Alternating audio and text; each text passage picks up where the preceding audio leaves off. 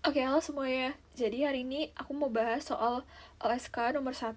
Ini soalnya basic banget karena ini soal tentang pengangguran dan biasanya memang selalu ada gitu loh soal tentang pengangguran ini. Biasanya dia nanya kalau ini tuh orang ini tuh termasuk kategori pengangguran yang disebabkan oleh apa gitu. Nah, ini jadi soal nomor satunya itu dia nanya, di sebuah kota besar ada seorang lulusan perguruan tinggi namanya Oki. Setelah dia tuh selesai menyelesaikan studinya, Oki ini mencari pekerjaan gitu. Dan um, dia tuh udah mengirimkan berbagai lamaran lah ke perusahaan tapi dia belum dapat pekerjaan itu. Nah, Oki ini termasuk kategori pengangguran apa gitu. Nah, jadi ini tuh udah jelas banget jawabannya itu adalah C, itu pengangguran friksional. Kenapa? Karena di sini tuh dia bilang kalau misalnya si Oki ini fresh graduate, dia baru aja menyelesaikan pendidikannya gitu dan dia berusaha mencari pekerjaan baru. Nah, pengangguran friksional itu tuh pengangguran yang disebabkan oleh adanya transisi waktu antara seseorang ini either itu dia meninggalkan pendidikannya atau dia meninggalkan pekerjaan lamanya untuk mencari pekerjaan baru yang lebih sesuai gitu loh. Nah, ini cocok banget sama case-nya si Oki. Nah, kenapa jawabannya bukan opsi yang lain? Kalau pengangguran musiman itu pengangguran yang disebabkan oleh perubahan musim gitu. Sedangkan B, pengangguran struktural itu tuh disebabkan oleh ada skill mismatching. Pokoknya kalau misalnya di soal itu tuh dijelaskan kalau di highlight kalau misalnya si orang ini nggak dapat pekerjaan karena um, apa ya kualifikasinya itu belum sesuai sama demand labor market yang ada sekarang gitu. Biasanya tuh disebabkan oleh apa ya pergeseran, misal kayak pergeseran industri atau kayak perubahan teknologi gitu loh guys. Nah, selain itu ada namanya tuh pengangguran siklis. Ini juga lumayan sering muncul.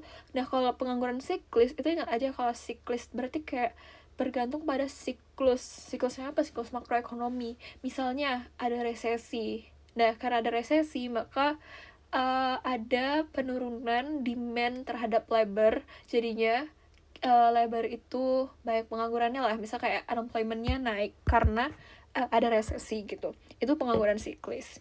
Nah, kalau pengangguran terbuka ini tuh beda sih. Ini bukan dia nggak sejenis dengan yang lain. Kayak ini tuh sebenarnya istilah umum untuk pengangguran yang kelihatan aja gitu loh.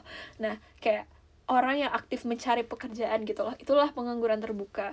Dan technically pengangguran friksional, struktural, sama siklis ini termasuk pengangguran terbuka gitu loh. Nah, jadi kayak gitu. Jadi jawabannya untuk nomor 1 yang paling tepat itu adalah C. Oke, jadi kita move on ke soal nomor 2. Ini soalnya very very straightforward kalau kalian udah hafal rumus-rumus yang ada di pengangguran, di bab pengangguran ini. Jadi ada participation rate, unemployment rate, employment rate. Itu yang paling basic yang harus kalian tahu rumusnya. Nah, ini tuh dia nanya the correct options ya. The correct options atau the correct formula yang mana? Oke, jadi kita coba cek ya satu-satu. Yang A, participation rate equals employed over labor force. Ini salah. Harusnya labor force over populations of working age. Yang B, unemployment rate equals unemployed over populations of working age. Ini juga salah karena unemployment rate itu harusnya denominatornya adalah labor force. Nah, untuk yang C, ini benar. Ini udah benar yang C. Jawabannya yang C ya, berarti. Kenapa? Karena walaupun ya unemployment rate itu denominatornya labor force, tapi employment rate itu perlu diingat dia denominatornya tetap population of working age. Nah, karena mereka itu punya denominator yang berbeda, makanya kalau mereka disum, dijumlahkan, itu nggak bakal sama dengan 1 gitu. Jadi yang ini juga salah, yang D. Yang E, ini juga pasti salah. Karena kalau dijumlahin sama dengan 0 berarti nggak ada yang menganggur, nggak ada yang kerja juga, which is nggak realistis gitu ya. Oke, itu yang untuk nomor 2. Oke, kita lanjut ke soal nomor 3. Soal nomor 3 ini juga quite simple karena tentang elasticity atau elastisitas. Jadi kita coba write down the informations. Oke, jadi the current price kita label as P0 aja. P0 $2. Terus ada quantity demanded. Quantity demandednya 1000, berarti Q0-nya 1000. Terus elasticity of demand min 0,8. Oke. Terus price-nya increase karena tax ke 2,5 atau 2,5. Berarti P1 itu adalah price after the tax ya. P1-nya 2,5. Q1 ini nggak tahu, unknown. Nah, yang kita cari adalah change in quantity demanded atau the lucky gitu. Nah, ini kita bisa cari pakai rumus ED, rumus elasticity of demand. Elasticity of demand itu sama dengan delta Q bagi delta P dikali P bagi Q. Nah, ini tinggal kita masukin aja ke rumusnya. ED-nya tadi berapa? ED-nya 0,8, min 0,8. Sama dengan delta Q. Delta Q itu, yang delta Q itu yang ditanya nih. Delta Q, kita leave it alone. Terus delta P-nya, delta P-nya itu 2,5 dikurang 2. 0,5 dikali P bagi Q. P-nya yang kita pakai ini P0, berarti 2. Q yang kita pakai juga Q0, berarti 1000. Nah, tinggal kalian cari ya, pakai aljabar biasa, nanti dapat Q0-nya sama dengan min 200. Jadi jawabannya adalah decrease by 200 units. Jawabannya C. Oke, jadi kita lanjut ke soal nomor 4.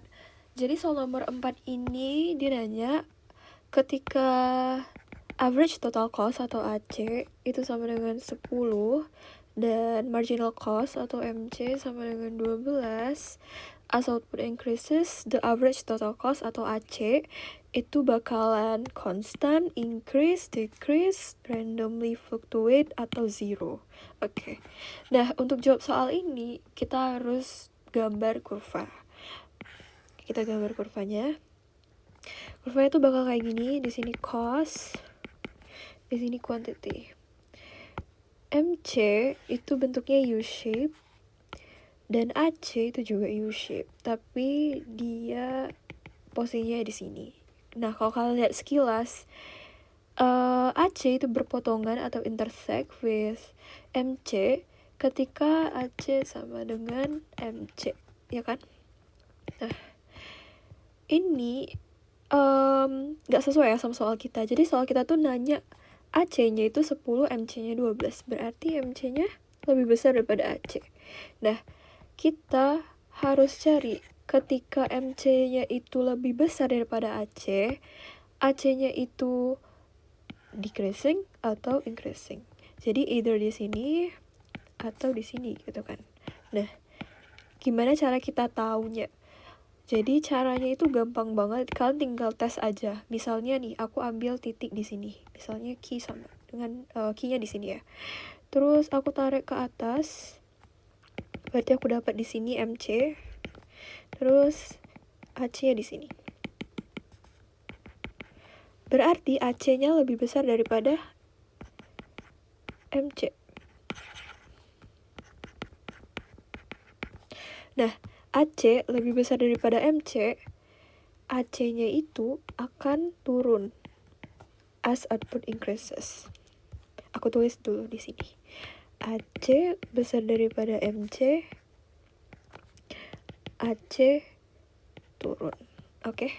Nah, terus untuk ngecek yang sebelah sini, aku juga bakalan ambil, for example, aku ambilnya di sini, terus aku tarik